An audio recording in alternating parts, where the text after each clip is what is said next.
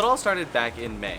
Well, it really started in December, but for me it only started in January, but it really only began in May, but okay. So here's what happened. There was this global pandemic in 2020. You might have heard of it. It caused a lot of stuff to change, and in-person events especially. In December of 2020, the Overwatch League was looking for ways that they could make the Overwatch League happen in a much smoother, more connected way, given the circumstances. Hawaii sits in a unique place. Specifically, it sits directly between the East and the West. In theory, the Overwatch League would be able to go straight from Hawaii to the Japanese Overwatch servers for a direct connection with the Eastern teams, meaning that the teams in China and South Korea wouldn't have to leave their home countries to deal with quarantine or other travel restrictions due to COVID. The teams based in the US could travel to Hawaii much easier, given how well Hawaii was able to handle the pandemic, keeping cases low, and at the time of the 2021 season, bypassing quarantine requirements with a negative test result. Testing of the Overwatch League servers began around January and February, with the Information Technology Center building here on campus helping to test out a direct line to Tokyo servers from the campus itself. They discovered that with a direct connection, they were able to get lower than 90 milliseconds of ping to Tokyo servers. 90 milliseconds might sound like a lot, but even in a much more precision-based game like Valorant, 90 milliseconds is still completely playable at a competitive level. And just like that, the plan was set in motion, and over the next few months, everything came together with the university, Activision, Blizzard, and the University of Hawaii esports program to make the dream of a globally connected Overwatch League come true. Back in May, the May Melee went off without a hitch. Literally, there were zero problems. Things ended up going so well that the Dallas Fuel were actually able to take away a win from the May Melee, which meant that not only was everything working, but everything was working well enough for a team to win from campus. In fact, the vice president of the Overwatch League, John Spector, came down to the islands to see everything firsthand, and his only remark was that it felt too normal. In his words, it felt like a regular broadcast. Nothing felt different. And that would definitely change in the coming months. And with that in mind, we got ready for the next round of tournaments, and so did Overwatch League. Having most things already set in stone, with the knowledge of how to go from scratch to a tournament setup, when the June Joust finally came around, we were already ready to go get things set up. One thing that made it easier was that the Dallas Fuel were coming back, which meant that we already knew how they would like their setup, and with a few tweaks and room changes, we already had an action plan in place to get things ready from day one. During the May Melee, I worked quite heavily with all the interns on setup, even spending a few hours with the directors of UH Esports the weekend before the tournament building the chairs that the players were going to sit in during play. On top of all of that, I made the documentary you saw during May, as well as helped out with the socials on Twitter, with the announcement video, plus behind the scenes footage during the event. As June rolled around, other students began to take charge of the program, and so I stepped back a little bit and began to work a little bit more closely with the content team that the Overwatch League sent out themselves. Just as well, I also acted as the personal assistant to the events manager and tournament director of the Overwatch League. Eric Fishman and Jeff Clark were sent in to make content during the June Joust. Jeff Clark was actually a local to Maui, so he was more than happy to be home on the islands. Only a few pieces of that content was actually set in stone. A joust, fitting, a piece on Hawaiian culture, and a lot of filler content with one of the on-screen hosts of the Overwatch League, Danny Lim, who also came along for the ride.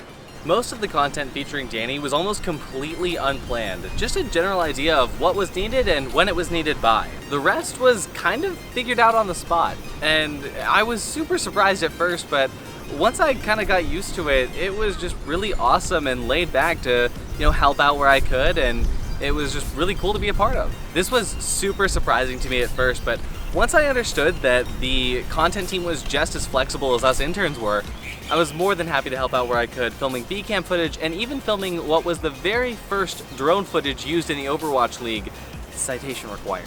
And once everything was all said and done, the only thing left to do was to wait around and to watch the grand final match as Dallas Fuel were playing, and once Dallas Fuel finished up, we would go in and clean up. Post-June Joust, there really wasn't much to do. Even in between the events in May and June, there really wasn't anything for us interns to do as far as Overwatch League and University of Hawaii were concerned. After I finished up my last summer class, I did what I could to record some B-roll and drone footage for the Overwatch League to use on broadcast, but none of it was really required, as when they all came back for the summer showdown, they knew exactly what content they needed and when to shoot it, and the returning content team actually had written me into their plans to help them to drive them to those places and to acquire that footage. However, this time they came with a different host. Danny was not coming back. This time, it was Zoe. Honestly, I don't know why I wasn't expecting everything to go smoother the second time around. Given that on the technical and setup side of things, the June Joust went way smoother than the May Melee did. The Summer Showdown was even smoother than that, and this time, since it was also the content team's second time coming around, the content team was just as smooth, already knowing what to expect. And honestly, the Summer Showdown was the most fun that I had had so far during this internship. Starting off with setup once again, the Summer Showdown was the easiest setup that we had had yet. And to put a cherry on top, the same two teams from the June Joust were returning, the Atlanta Reign and the Dallas Fuel. And another cherry on top of that cherry was that we didn't even have to tear down the Atlanta Reign setup. It stayed the exact same from when they were last there. So we didn't even have to touch a thing. On Wednesday, the original plan involved getting the teams out on a boat and filming some content with them, but due to a couple schedule conflicts, it ended up turning into just the Overwatch League staff taking our UH Esports students out on a boat and filming content with Zoe. It was really awesome just because the features producer, Fish, was just super flexible and worked with the conditions that were brought about, and he turned a situation that was a little bit stressful into something that was absolutely fun and super, super enjoyable for all of the students at UH Esports. All right, so here with the features producer, Eric Fishman. Eric, what are we doing here today? We are on a boat. Yes. Specifically, why are we on a boat? We are on a boat because it was a plan to shoot content with some teams. Some things fell through, but luckily we were able to still charter the boat, give a good time for some of the University of Hawaii esports interns, and as well our AL staff, and just show off beautiful Honolulu, Waikiki. Couldn't ask for a better day. That's right. Later that night was another piece of content that was planned involving the Dallas Fuel and the fact that they had made it to Hawaii 3 times now. And there wasn't much to help out with, but I was able to meet up with some of the friends that I had made with the Dallas Fuel over the last 3 tournaments, and we just had a lot more time to just chat and hang out with them since we were all just waiting for the players to finish their interviews. Overall, the content day from the Summer Showdown was the most fun and exciting day that I had had the pleasure to experience over the course of really this entire internship, and the Summer Showdown was only just getting started. Thursday came around, and it was time to introduce Zoe to Diamond Head. Along with Fish, Jeff, and Chris, the trip to Diamond Head was such a great bonding experience. Nothing but fun and excitement as we all started off the game day for Overwatch League with this beautiful hike. It was during this time that I really got to know Zoe, Jeff, Eric, and Chris, and it was just such a great bonding experience for all of us, and we really became besties at this point. After a successful game day and laughing at all of the incredible content that we had made for the intermissions and the predictions, Friday morning we set out to create even more content here on the beach at Waikiki. Friday morning spawned the saga of Carl. A months-long inside joke from fans of the Overwatch League, brought to life by just an ABC store volleyball and a red Sharpie. An entire storyline of love, loss, and desperation that fans of the Overwatch League absolutely loved. These little 4-minute intermission videos were made with such intention that we almost forgot that they were literally filler and spent way too long making things as perfect as they could be for our little Sharpie-faced friend. But I think it was Saturday morning that made me feel the most satisfaction over this entire event. On Saturday morning, unfortunately, Jeff, who was our main cameraman and editor for all the features that were to appear during broadcast, unfortunately he fell ill, and thankfully it wasn't COVID, but he wasn't feeling good enough to come to work that day, come out and film a whole bunch of stuff. So that actually gave me a once-in-a-lifetime opportunity to film and actually edit the main footage that would be going on broadcast and being seen by potentially millions of people. It ended up going super well, and by the time we got back to the university to edit and deliver the footage, we delivered it just in time, and the chat loved it. Honestly, the fact that these were such silly scenes of Zoe going around and, you know, playing with this volleyball with a face drawn on it, it was just so much fun. And just being able to be a part of something like this, especially before I even graduated university, is not something that I would have dreamed of happening even just a year ago. I'm so grateful for not only all the knowledge and experience that I was able to gain during this internship, but also the friends I was able to make along the way too. During the entirety of 2020 and the first half of 2021, I stayed completely indoors and isolated from pretty much everybody. My social connections were extremely limited, which really sucked for someone who had just moved to a new place.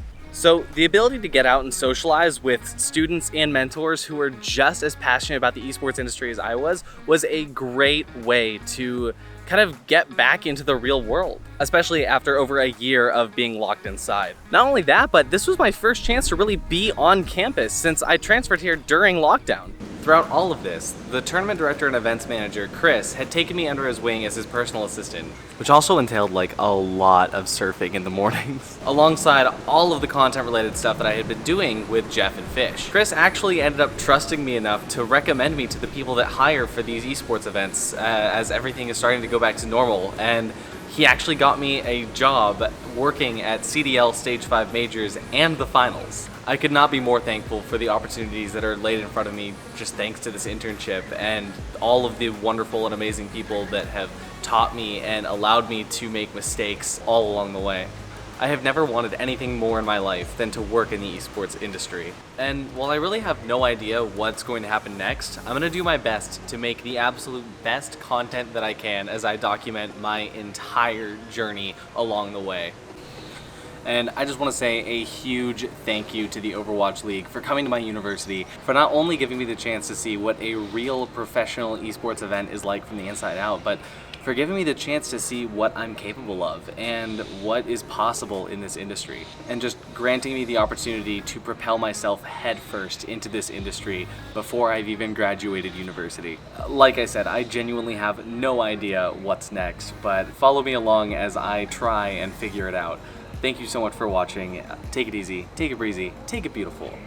Artie's out.